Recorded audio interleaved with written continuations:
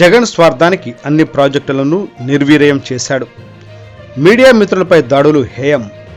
Kalyandurg Telugu Desam party అభ్యర్థి Amilineni Surendra Babu, Rayadurgam MLA కాపు రామచంద్రారెడ్డి, మాజీ MLC ఇక్బాల్లా media సమావేశం.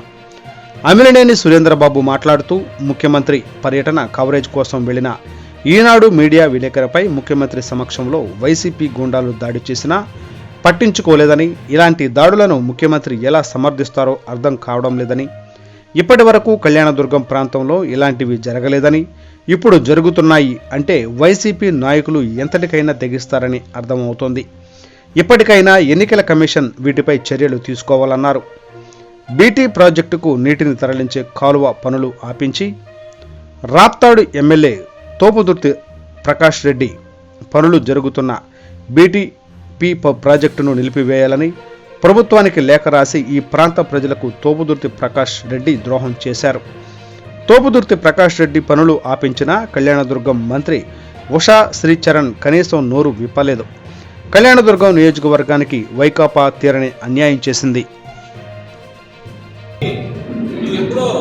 ఏదో చేశారు, నేను అవాతాతకు ఇచ్చాను, అది ఇది ఏదో చెప్పుకుంటూ వస్తున్నాను.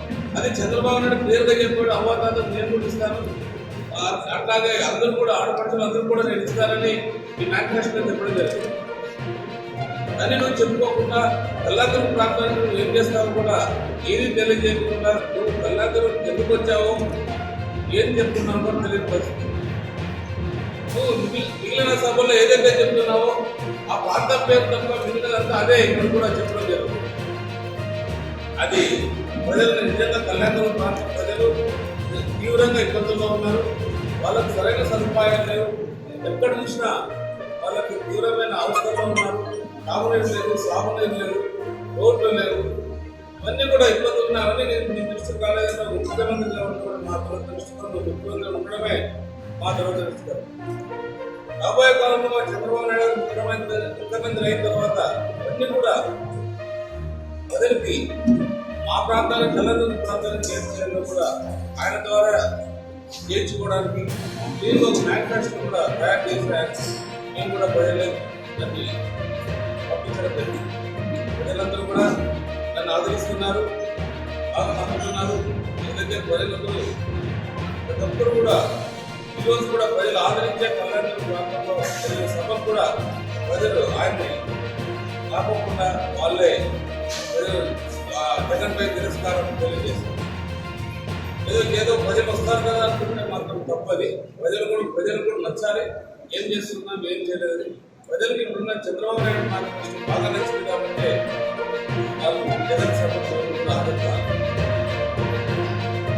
మేము భైరవాంతిమ ప్రాజెక్ట్ ఖచ్చితంగా ఏదైతే ఉందో మీరు 2018లో చంద్రబాబు నాయుడు గారు ప్రారంభించారు. 5 నెలల తర్వాత ప్రభుత్వం మారిపోయింది.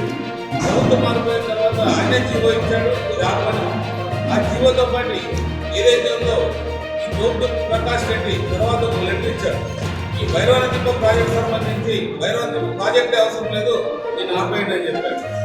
అది ఎంత దురదృష్టకరం అంటే ఒక ఎమ్మెల్యే భైరవాంతిమ ప్రాజెక్టు ఆపమనే మన కళ్యాణదుర్గం ప్రాంత ప్రజలకు నిజంగా తెలియజేశారంటే ఇక్కడున్న మంత్రి గారు ఏం చేశారు. ఇదే రంగయ్య ఆ రోజు ఎంపీగా ఉన్నారు. ఆయన పాత్ర ఏంటో దీంట్లో కూడా తెలియదు. ఆ రోజు ప్రజలకు పట్టని ఈ రంగయ్య ఈరోజు ఆ ప్రాజెక్టు గురించి మాట్లాడాలని చెప్తాం. ఏదైతే ప్రజలకు చేయాల్సిన సేవలు ఇచ్చిపెట్టి నేనేదో అది నేనేదో ఇది నేను మంచివాడిని అది ఇది అనుకుంటున్నాను. మంచివాళ్ళు చాలా మంది ఉన్నారు, నువ్వే కాదు చాలా మంది మంచివాళ్ళు ఉన్నారు. అసలు ఆ తోపుదుర్తి ప్రకాష్ రెడ్డి అనే వ్యక్తి భైరవాంతిమ ప్రాజెక్టుకి అవసరం లేదని ఎందుకు లెక్కించారు కూడా ఇది తీసుకోవాల్సిన అవసరం. అంటే ఒక ప్రాంతం బాగుపడడం ఆయనకి ఇష్టం ఉన్నట్టు లేదు. కళ్యాణదుర్గం ప్రాంతం ప్రజలు బాగుండడం ఆయనకి ఇష్టం ఉన్నట్టు లేదు. ఈ ప్రాంతంలో ఆయన ఎందుకు జోక్యం చేసుకున్నాడో కూడా ఇప్పుడున్న ప్రజాప్రతినిధులు తెలుసుకోవాలి.